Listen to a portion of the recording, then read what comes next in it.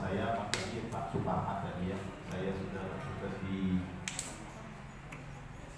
Jogja ini sejak tahun 2019 di Jogja. Waktu itu masih mulai COVID ya. Setelah masuk udah COVID, udah nggak bisa kemana-mana.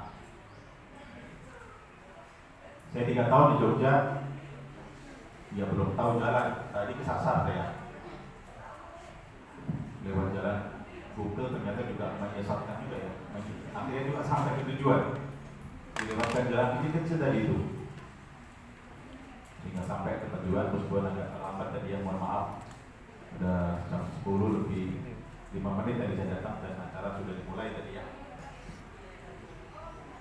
Baik, hadirin sekalian yang saya hormati, kebetulan saya juga dipercaya oleh pimpinan untuk mengisi acara ini. Namun kita di sini bersifat mengguruin ya. Kita diskusi aja ya nanti ya. Kita diskusi. Ini semua fakultas hukum ya. Fakultas Syariah, fakultas hukum. Memang bisa gini ya, cewek sini, cowok situ gitu ya.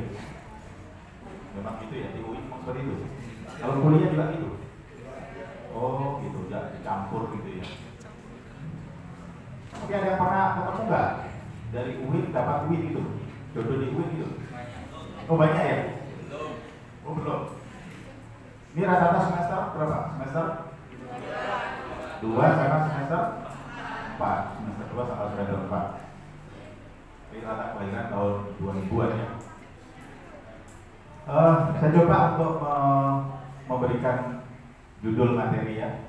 Bagaimana peran hakim dalam penegakan hukum dan keadilan ya. Kita tahu bahwa negara kita ini adalah negara hukum kan.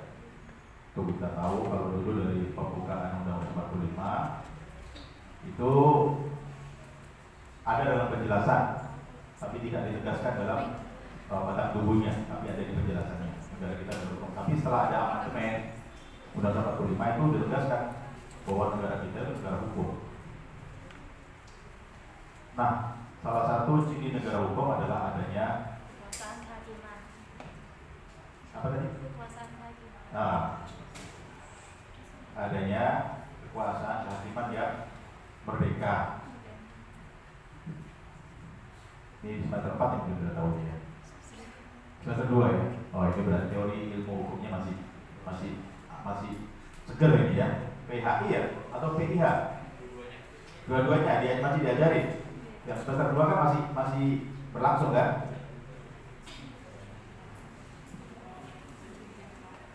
Nah, adanya kekuasaan kehakiman yang merdeka. Merdeka itu artinya apa? Terbebas dari pengaruh atau dari kekuasaan yang lain. Nah, hakim itu merupakan salah satu unsur atau salah satu pelaksana kekuasaan kehakiman. Kenapa saya katakan salah satu? Karena dalam pelaksanaan kehakiman itu ada beberapa penegak hukum di situ ya. Jadi hakim merupakan salah satu penegak hukum selaku pelaksana kehakiman. Yaitu diantaranya ada penegak hukum yang lain, ada polisi, jaksa, termasuk juga lawyer ya. Itu sekarang jadi undang-undang yang baru itu sebagai penegak hukum juga. Cuma tidak tercantum dalam Undang-Undang 45 ya. Nah, sebagai pelaksana kekuasaan kehakiman,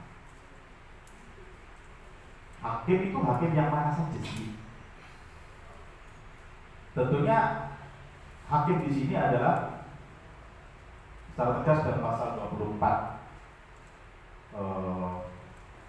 Undang-Undang Dasar 45 ya, dengan perubahannya, dengan amandemennya 24A, 24B, C.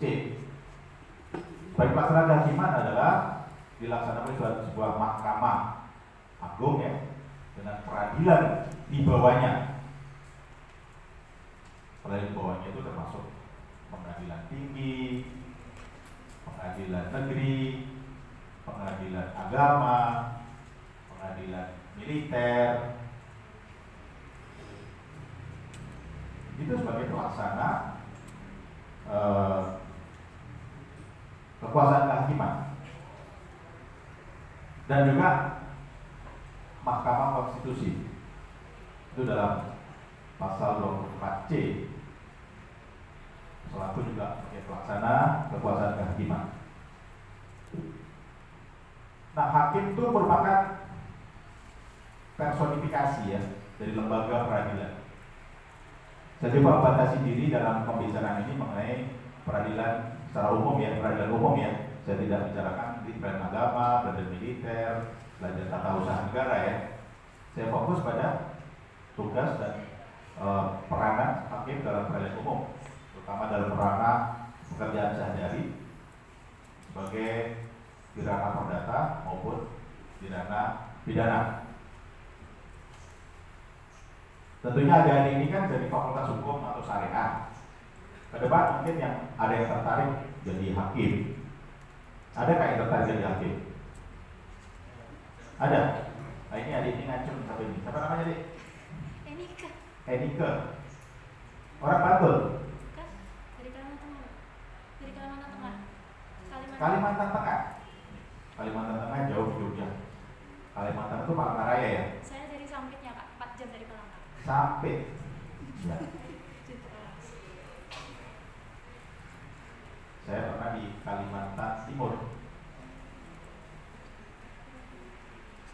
Jauh-jauh Sampit ke UIN ya. Ingin jadi hakim. Yang laki dari suka jadi hakim, dari ingin jadi hakim. Ingin juga. Nah, kalau tertarik jadi hakim nanti apa yang perlu disiapkan itu ya kita diskusi nanti itu.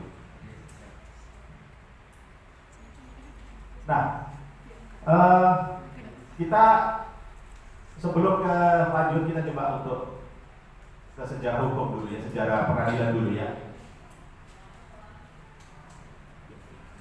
Tentang dasar hukum tadi kan juga Undang-Undang 25 pasal 24, ada Undang-Undang 1470 tentang kekuasaan kehakiman yang dirubah dengan Undang-Undang 48 2009 tentang kekuasaan kehakiman, Undang-Undang 1485 tentang Mahkamah Agung, Undang-Undang 286 tentang peradilan umum.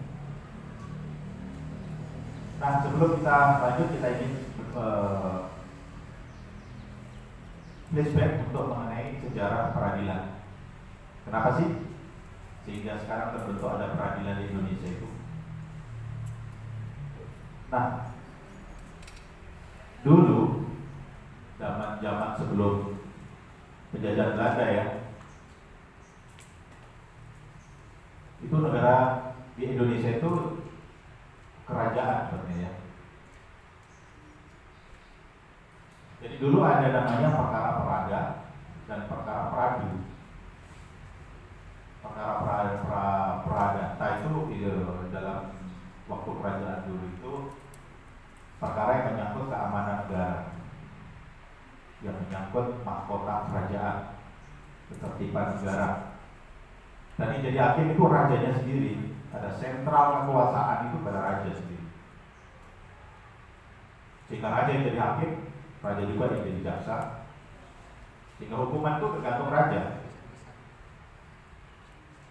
Dan juga ada perkara peradu itu perkara yang hakimnya itu jadi pejabat negara yang akan mengadili perkara-perkara di luar perkara ketertiban negara atau keamanan negara. Kemudian Belanda datang, zaman Hindia Belanda.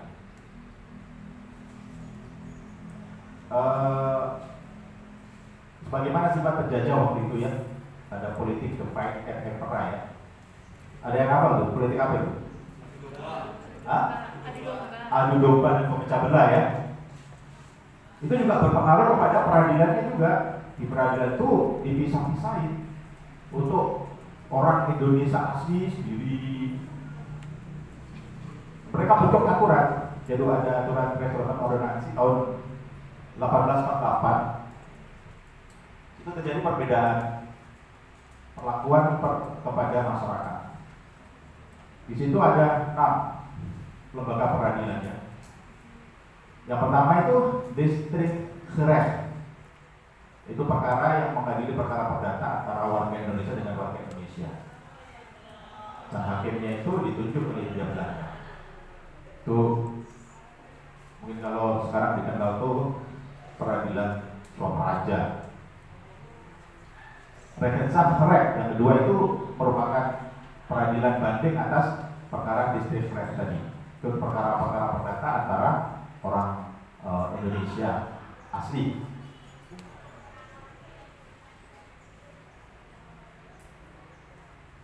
Kemudian yang ketiga adalah Landrat. Itu sudah mulai ada perkembangan di mana peradilan itu diberlakukan untuk orang Indonesia asli lawan kalau dengan orang-orang Tionghoa. Ini dalam perkara-perkara yang digugat oleh orang-orang Eropa, itu masuk Landrat, bukan masuk Recht atau yang pertama tadi. Sekaligus Landrat itu merupakan lembaga banding untuk putusan yang diputus oleh Rechtszaak tadi.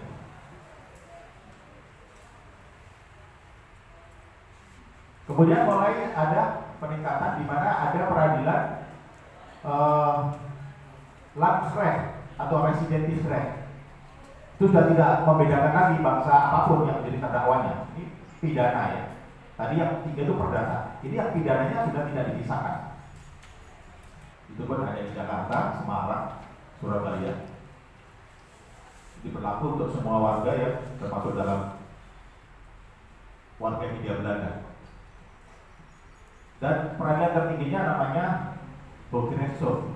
Itu yang sekarang mungkin Mahkamah Agung ya, waktu zaman Belanda dulu. Kemudian pada masa penjajahan Jepang, ini dimulai tahun 42 ketika Jepang masuk ke Indonesia. Ini aturan-aturan peralihan lembaga pemerintahan yang masih ada atau badan-badan yang dulu digunakan oleh Hindia Belanda masih tetap diberlakukan, cuma namanya yang dirubah.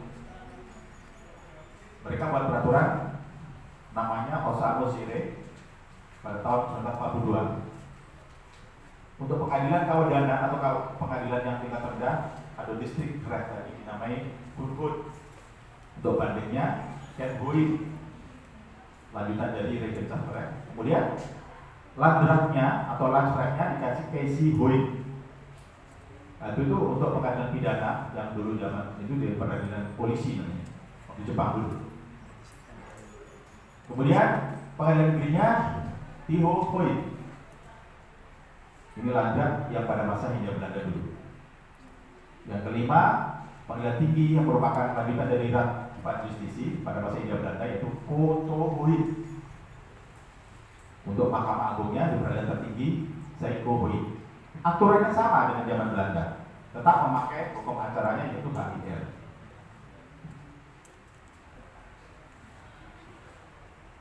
Kemudian pada masa 45 sampai dengan 49 ya, pada saat kita mulai merdeka,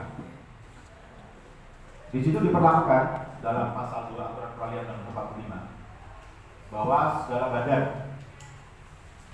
negara dan peraturan yang ada masih langsung berlaku selama belum diadakan menurut Undang-Undang Dasar ini. Jadi peradilan yang 6 tadi masih berlaku pada masa 45 sampai 49. 45 sampai dengan 49.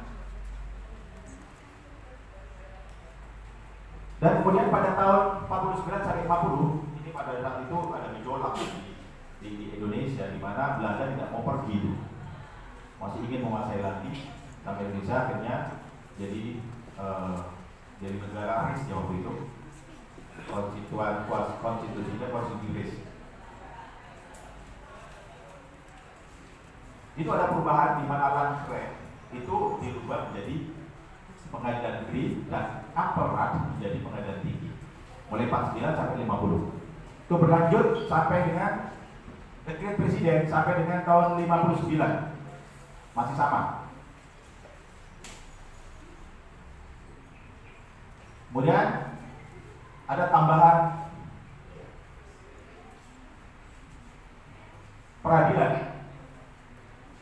di Indonesia. Kalau dulu itu dua itu menyangkut peradilan agama, peradilan tata usaha negara menjadi satu pada zaman 45 sampai 59 itu.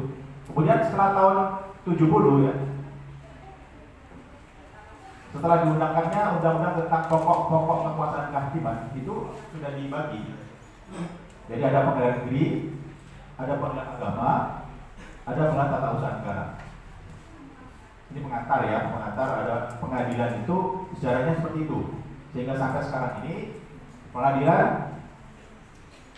selain Mahkamah Agung ya, itu ada peradilan yang dibawahi pengadilan negeri, pengadilan agama, militer, dan tata usaha negara. Dalam perkembangan selanjutnya ternyata di pengadilan negeri itu banyak tambahan ya, banyak ada perubahan, banyak tambahan pengadilan, terutama pengadilan khusus. Jadi pengadilan negeri itu ada dibagi dua, pengadilan negeri umum dan khusus. Khusus itu gini, ada peradilan yang menangani perkara-perkara khusus, misalnya peradilan tipikor, peradilan niaga, HAM, peradilan anak. Tuh, ada perkembangan selanjutnya. Saudara sekalian, nah, hakim itu adalah titik sentral, merupakan personifikasi dari setiap lembaga peradilan. Orang tahunya pengadilan itu di situ ada hakim, hakim yang melaksanakan segala aktivitas, tugas-tugas lembaga peradilan.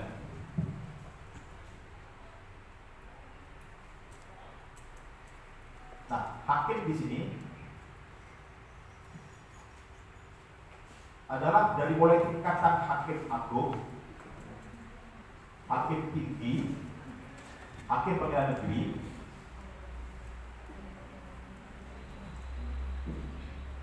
itu yang bertugas melaksanakan kekuasaan kehakiman di bidang peradilan, di peradilan umum.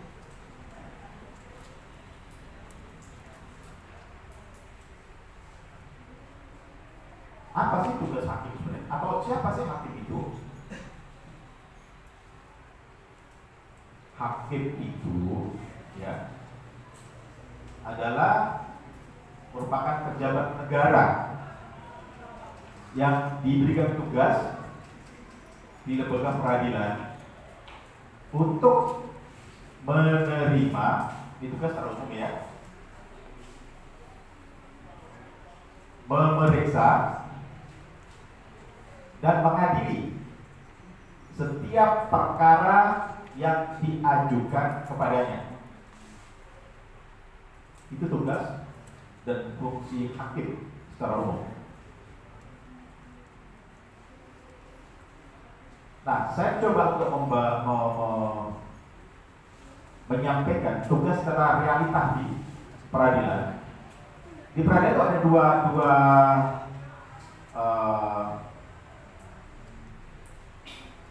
ada tugas hakim ya. Di peradilan itu ada dua, saya bagi ada dua, ada perdata dan bidang pidana. Di peradilan umum ada peradilan pidana dan peradilan perdata.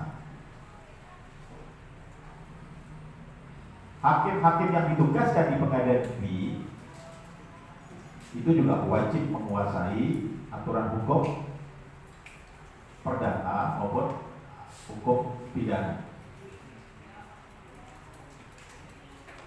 Di Indonesia ini hukum acara perdata sampai detik ini masih menggunakan hukum acara bikinan Belanda. Jadi sejak Hindia Belanda itu masih sampai sekarang tuh berlakunya HIR. Cuma dengan segala perubahan, ada tambahan dari Mahkamah Agung mengenai Perma, SEMA itu melengkapi. Tapi inti dari hukum acara perdata di Indonesia sampai detik ini kita masih menggunakan HIR. Itu pun untuk yang Pulau Jawa dan Madura. Sedangkan untuk yang hakim di luar Jawa itu hukum acaranya masih menggunakan RBP. Ada yang tahu HIR singkatan dari apa? Helsin Inland Resettlement ya. Artinya apa itu?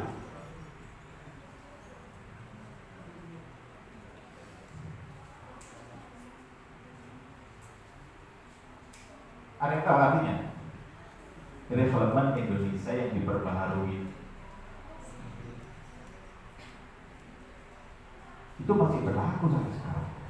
Ini kita nggak tahu kerjanya anggota DPR dari mulai tahun berapa itu, mulai kecil dia mulai tahun 59 sampai sekarang tuh kita merdeka udah berapa tahun? Berapa tahun kita merdeka? 76 tahun. Hukum acara perdata saja kita belum punya. Padahal sebenarnya kalau mau tinggal mengcopy paste aja itu. Aturan itu diterjemahkan ke dalam bahasa Indonesia jadi sebenarnya. Kan sama kok. Tapi nggak tahu kok sampai sekarang belum punya. Di DPR apa tidur atau gimana kita nggak tahu. Tapi kalau undang-undang yang sifatnya dia tahu sendiri ya, langsung sehari 2 hari jadi. Karena ini hukum acara perdata sampai sekarang kita belum punya. Kita masih pakai hukum kolonial dulu. Dan masih menggunakan aturan peralihan. Sebelum ada aturan baru, hukum itu masih berlaku hukum AIR.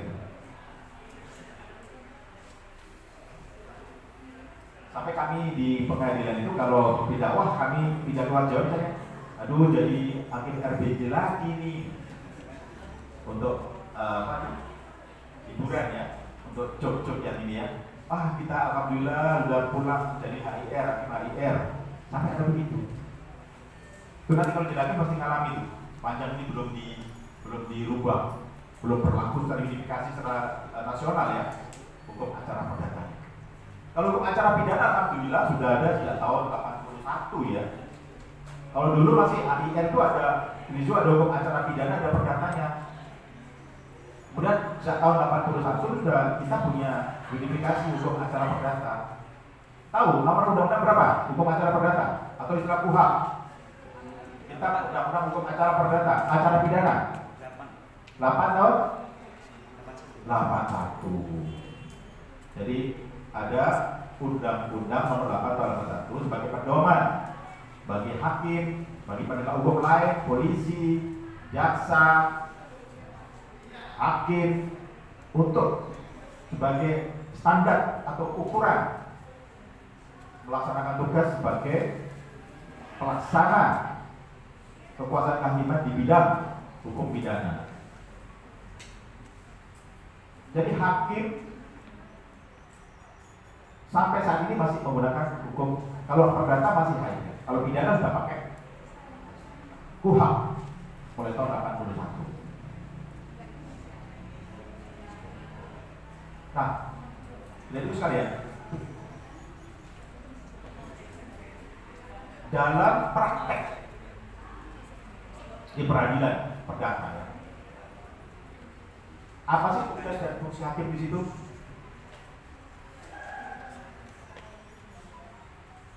Di pengadilan itu hakim ada bertugas untuk satu sebagai hakim secara fungsional ya. Hakim fungsional itu hakim yang menyidangkan perkara. Di situ juga ada yang hakim menduduki jabatan struktural, yaitu sebagai ketua dan sebagai wakil ketua. Itu nanti yang akan membagi perkara kepada hakim-hakim yang fungsional, hakim-hakim anggota di situ. Dalam sidang perkara perdata, hakim itu tugasnya itu satu menerima, memeriksa, mengadili perkara. Nah, ketika menerima berkas perkara, apa yang dilakukan hakim? Mempelajari, mengkaji. Kita pelajari berkas itu. Nah, setelah kita pelajari, hakim itu menetapkan hari sidang agar dilakukan upaya perdamaian dengan jalan. Sekarang ada aturan Mahkamah Agung Perma 1 nomor tahun 2008 diperbarui dengan Perma 1 2016 tentang mediasi, tentang tata cara bermediasi. Hakim menunjuk atau menetapkan mediator dulu. Ditanyakan pada para pihak, apakah punya mediator lain di luar yang ada di pengadilan? Misalnya para pihaknya, Pak, saya punya mediator lain. Dia tunjuk misalnya, dia punya mediator luar, boleh. Dan bermediasi tidak harus di pengadilan, bisa di hotel mana boleh, asalkan dia tunjuk sendiri, biaya sendiri. Dalam perkara perdata ya, para pihak bisa menunjuk mediator luar. Tapi kalau sudah menyerahkan pada hakim, majelis hakim akan tunjuk salah satu mediator yang ada di pengadilan. Dan semua hakim di pengadilan itu sebagai mediator. Nah, sudah mendapatkan sertifikasi untuk mediasi. Proses mediasi berhasil. Hakim mediator akan melaporkan kepada majelis hakim yang menyidangkan perkara dimaksud bahwa perkara mediasi berhasil. Tidak ada lawan itu, tidak ada upaya hukum lain urusan perdamaian itu. Kesepakatan yang ditandatangani para pihak pada saat mediasi itu akan dicantumkan dalam putusan pengadilan. Para pihak dihukum untuk mentaati kesepakatan yang ditandatangani tersebut. Nah, itu sudah putusan yang kuat itu. Kalau salah satu mengingkari, bisa minta langsung permohonan eksekusi, eksekutibel nantinya. Ini enaknya putusan pengadilan. Nah, kalau mediasi gagal, sidang dimulai. Awalnya pihak penggugat diminta untuk membacakan surat gugatan. Setelah dibacakan, hakim menanya, ada perubahan tidak? Kalau tidak ada perubahan, lanjut. Diberikan kesempatan pada lawannya untuk mengajukan jawaban. Tidak dipraktek beracara ya. Di hukum acaranya nanti seperti itu. Siapa tahu dia ada jadi lawyer ya. Jadi lawyer atau hakim juga itu harus dikuasai hukum acara itu. Nah, setelah lanjut sudah jawaban. Setelah jawaban apa yang tahu? Replik, duplik. Nanti setelah replik, duplik. Setelah duplik nanti pemeriksaan materi perkara. Saksi. Kesempatan pertama diberikan kepada penggugat untuk mengajukan bukti-bukti surat. Kemudian saksi kalau ada ya. Setelah itu baru kesempatan tergugat. Jadi hakim di sini dalam perkara perdata itu bersifat pasif ya. Pasif dalam artian tidak menyerahkan sepenuhnya kepada ini, tidak. Kita juga masih bisa mengontrol ya. Jadi hakim perdata masih bisa mengontrol juga. Cuma pasifnya di sini adalah hakim tidak aktif untuk membuktikan kepentingan pihak-pihak itu tidak. Tapi hanya membantu menemukan hukumnya, diterapkan yang mana untuk kasus ini. Jadi itu dalam asalnya kepada Tuhan yang Maha Esa. Sehingga jadi hakim tentunya nggak boleh apa ya, tolak-tolak itu, nggak boleh macam-macam. Tanggung jawab besar menyangkut hak orang, menyangkut nyawa orang. Hakim bisa merampas hak milik, misalnya sawahnya orang ini ternyata bukan punya dia, meskipun sudah dikuasai bertahun-tahun. Dengan bukti yang ada bisa dirampas, bisa diserahkan kepada pihak lain. Kalau dengan bukti-bukti yang ada, hakim punya hak untuk itu. Dengan bukti yang ada dari para pihak. Misalnya si A mengajukan gugatan tentang sawahnya, sawah orang tuanya dikuasai oleh orang lain bertahun-tahun, bahkan sampai beranak cucu. Tapi ternyata di bukti ada dulunya itu punyanya bapaknya dia, yang kita ambil, yang kita kembalikan, kita pulihkan haknya kepada yang punya. Jadi hakim itu punya risiko. Ya risikonya dihujat kadang-kadang, di demo. Saya pernah lagi dulu waktu di Cianjur itu di demo sama gara-gara apa dulu ya, putusan pasar itu. Putusan pasar itu dikuasai oleh segolongan preman ya waktu itu. Terus digugatlah oleh negara. Pasar itu harus dikembalikan kepada kepemilikan semula. Tapi karena ini para preman itu sudah menguasai bertahun-tahun itu untuk ambil keuntungan, dia merasa terusik. Kita nyatakan yang sudah dibangun di negara ini kembali ke negara. Marah ya. Di demo satu kantor kunci itu gerbang. Saya waktu sidang, saya ketua majelis, saya disuruh turun minta penjelasan. Pertamanya takut sih, buat diapain saya ya, takut waktu itu. Tapi setelah saya yakin mudah-mudahan ada apa-apa karena saya mutus berdasarkan fakta yang ada dan tidak ada intervensi apapun, saya turun. Ada CCTV, ada ini. Nah di situ ternyata ya miskomunikasi aja. Tapi belum jelas Pak, apa ini semua dikasihkan pada negara? Kalian makan apa? Waktu itu saya ambil jalan tengah yang sudah dibangun permanen kembali kepada kekuasaan negara.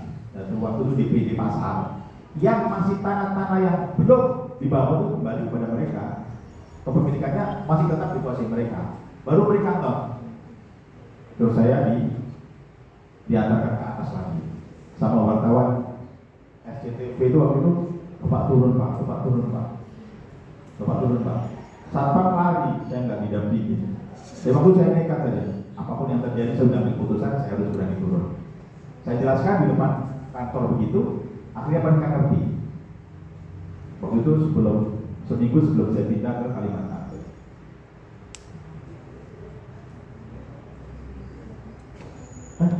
Udah habis ya? 10 menit ya? Ya, baik. Itu salah satu ya. Resiko hakim seperti itu.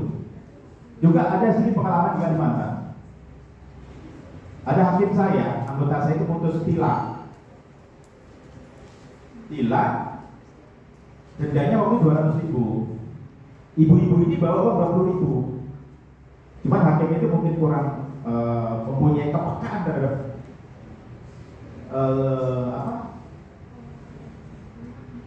hukum lokal ya, hukum apa namanya kalau ini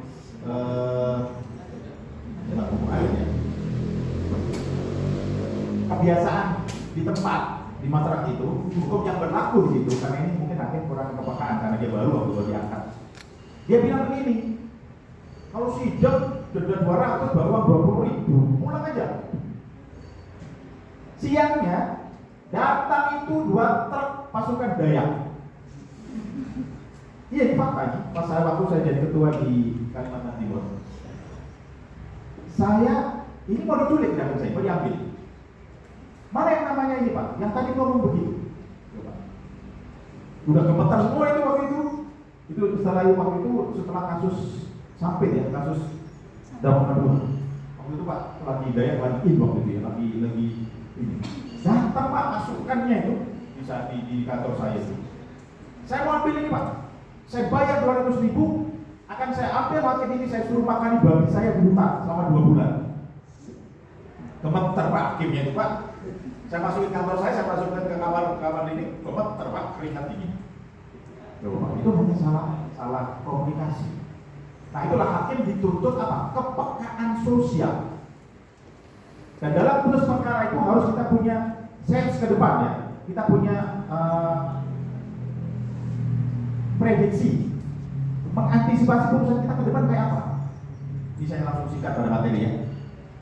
Putusan dalam putusan buat putusan itu hakim harus ada 3 prinsip yang harus dipegang: kepastian hukum, keadilan, dan kemanfaatan.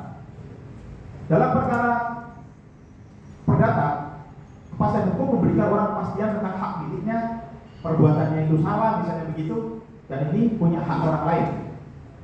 Keadilannya harus dipertimbangkan betul, saksi-saksi, bukti-bukti para pihak. Hakim tidak boleh memihak, harus adil. Yang ketiga, kemanfaatan. Kemanfaatan apa? Putusannya harus ke depan itu bisa dilaksanakan. Jangan bikin putusan yang pelempong. Putusan yang amburadul, pelempong itu putusan. Misalnya putusan perdata cuma bilang tanah ini adalah tanah si A, tapi tidak dilengkapi dengan penghukum. Harusnya dilengkapi dengan kondemnator, menghukum pihak si kala untuk menyerahkan kepada si. Nah itu baru putusan bisa dilaksanakan. Hakim harus punya kepala dulu. Begitu juga untuk perkara pidana. Kita harus peka terhadap masyarakat sosial, masyarakat di luar. Kearifan lokal harus terus kita pertimbangkan. Misalnya kita memutus pidana pelecehan seksual atau pelecehan agama, penodaan agama di masyarakat yang mayoritas muslim misalnya. Terus kita putus, kita tidak peka ke depan. Ya sudah kita akan hujat, hakim akan dihujat. Itu risikonya. Begitu juga sebaliknya. Di masyarakat yang mayoritas agamanya non muslim, kita putusnya overacting misalnya, ya kita akan dihujat. Hakim terus peka. Harus punya sense of kepekaan dalam masyarakat. Kearifan lokal kita gali. Itu juga dalam prinsip kehakiman ada. Ya, hakim harus menggali hukum yang hidup dalam masyarakat. Nah, untuk hakim ke depan gimana? Ya, satu harus punya pengetahuan yang luas ya tentang hukum, mampu untuk menganalisa hukum, dan yang pasti harus sehat. Kalau kita sakit untuk apa ya? Harus sehat jasmani maupun rohani. Hakim saat ini masih belum, nanti ke depan ada rancangan undang-undang itu perusahaan jabatan hakim. Ini ke depan nanti ada jual jadi hakim, mungkin lebih enak lagi dari kita ya. Nah, saya akan langsung praktis ke pengadilan negeri ya. Di Jogja ini termasuk pengadilan negeri yang menjadi teladan ya. Sudah ada smart sistem manajemen anti penyuapan, sudah ada, punya excellent ini APM-nya, Akademi Manajemen Putus sudah punya excellent Jogja. Kemudian kita sudah transparan. Kalau kita membuat keterangan pengadilan bisa langsung pakai keterangan gitu ya. Dan terakhir kuasai informatika. Apa sekarang? Hakim medsos ya. Hakim yang menguasai teknologi informasi harus kuasai itu. Sekarang kalau nggak kuasai itu, wah ketinggalan zaman kita. Kita aja belajar hakim itu, saya juga belajar juga itu. Kita mengakses. Sekarang putusan pun setelah COVID kemarin kita sidang online. Jadi langsung pendakwanya di rutan, kita di pengadilan. Langsung putusan pun langsung. Pengadilan sudah, Jogja sudah ada program itu. Ekot itu dalam perkara perdata. Sekarang sudah para pihak mau sudah datang lagi ke pengadilan untuk mengajukan gugatan, bisa langsung ekot. Dari rumah pun bisa. Yang penting sudah daftar emailnya, akunnya untuk ke pengadilan sudah ada, sudah daftar. Jadi ada yang mau menjadi pengacara itu juga harus kuasai gitu. Kita mengajukan gugatan, masuk, nanti jawaban langsung melalui online, duplik online, pembuktian baru ke pengadilan. Kesimpulan online, putusan online. Tinggal nanti mengunduh. Ada di direktori putusan atau di SIPP. Sistem Informasi Penelusuran Perkara. Itu Jogja sudah paling itu, sudah bagus itu. Ada yang pernah datang ke pengadilan juga. Nah, produk perdata di perkara perdata itu ada dua ya, perkara sengketa dan non sengketa. Yang non sengketa itu perkara permohonan. Misalnya menetapkan si A wali si B, atau A anaknya angkat si ini, itu ada nanti permohonan. Atau minta keterangan kematian orang tuanya, pernyataan. Atau akta lahir yang terlambat, bisa. Itu sifatnya volunter, permohonan namanya. Itu dihadiri dengan hakim tunggal. Kalau yang perkara gugatan bersifat majelis. Masih ada waktu? 1 menit. Nanti kita lanjut dengan diskusi yang sebenarnya banyak yang harus saya sampaikan ya. Belum mengenai pelaksanaan putusan, pelaksanaan putusan pidana, pelaksanaan putusan perdata bagaimana, sistem penyitaan. Nanti kita diskusi saja ya. Siapa tahu ada masalah, ada masukan dari rekan-rekan mahasiswa semua ya. Sebenarnya banyak yang saya sampaikan, tapi nanti bisa diunduh di ini tentang syarat-syarat menjadi hakim. Hakim itu diawasi oleh lembaga ekstern, KY, diawasi oleh Mahkamah Agung juga, badan pengawasan, yang diawasi oleh masyarakat juga. Jadi jadi hakim itu tidak mudah. Cuma memang belum ada hakim itu pejabat negara yang tidak mendapatkan fasilitas pejabat negara. Kita seragam aja beli sendiri hakim itu, sepatu beli sendiri. Itu hakim itu masih seperti itu. Ini ada undang-undang jabatan negara ini mudah-mudahan berubah nantinya ya. Mungkin ke depan ada yang merasakan jadi hakim. Kita saat ini belum. Kepengamanan pun tidak. Kita nggak pernah dikawal untuk polisi, nggak pernah. Kecuali kalau kita ada sidang rame kita dikawal. Kita nggak ada. Jadi seragam beli sendiri, mobil beli sendiri, cuma dikasih uang makan. Uang makan semua dapat itu kan, ya. Uang transport semua dapat. Hakim tak saat ini belum ada istimewa yang seperti pejabat negara lain, seperti pejabat di sebagai gambaran, hakim yang paling negara paling miskin di Afghanistan itu gajinya udah 100 juta, tapi di kita sepertiganya, belum seperti mereka. Itu negara termiskin Afghanistan, tapi memang kita hakimnya banyak sih ya. Di pengadilan tinggi aja sekarang mungkin ada 7 ribuan, belum makin tinggi. Belum, kalau Mahkamah Agung hampir 53. Mungkin itu pertimbangannya. Pemerintah belum bisa memberikan fasilitas dan keuangan untuk hakim, belum sesempurna itu. Tapi ya kita tetap optimis. Kita jangan kendor semangat karena apa? Gaji karena apa? Sama rezeki itu datang dari yang lain. Cari yang barokah. Dikit barokah. Banyak barokah, enak mana? Enak banyak barokah.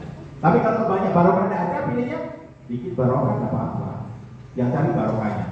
Di banyak, mudorotnya banyak, makanya kita dikerahkan KPK. Kan banyak pinter kan? Ada tuh juga tangkap KPK, ya kan? Banyak kan? Nah, itu yang nggak sabar. Nggak sabar bikin penjara kan gitu. Jadi ini mudah-mudahan sedikit yang bisa sampaikan, mudah-mudahan ada manfaatnya. Karena waktunya 45 menit ya. Cepat ya 45 menit ya. Tidak terasa. Ya nanti kalau ketemu saya kan bisa sapa nggak apa-apa ya. Ke pengadilan bisa nyawa juga, wajah-wajah yang sudah nggak asing lagi gitu ya. Bisa konsultasi. Kemudian saya juga membimbing anak UIN juga di sini yang latihan jadi hakim peradilan semu. Kebetulan saya juga yang bimbing. Dulu juga pernah saya bimbing anak UIN jadi. Tapi lupa saya namanya ya. Di WA masih ada ya. Tapi sekarang sudah lulus, ada yang sudah lulus. Mudah-mudahan ke depan adik-adik jadi hakim yang menjadi harapan masyarakat, jadi bisa hakim yang baik, yang berintegritas tinggi, yang memegang kode etik. Tadi kode etik belum kita sampai, tapi nggak apa-apa ya. Kode etik itu aturan yang membatasi hakim itu banyak aturannya loh. Di rumah